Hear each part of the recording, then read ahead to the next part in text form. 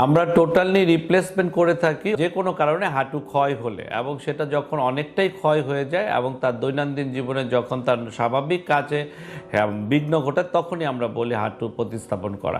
হাঁটু প্রতিস্থাপন হচ্ছে গিয়া আমার যে জোড়াটা হচ্ছে যে দুটা পার্ট, সেটা হচ্ছে গিয়া টিবিও ফিমোরাল এবং প্যাটেলোফিমোরাল।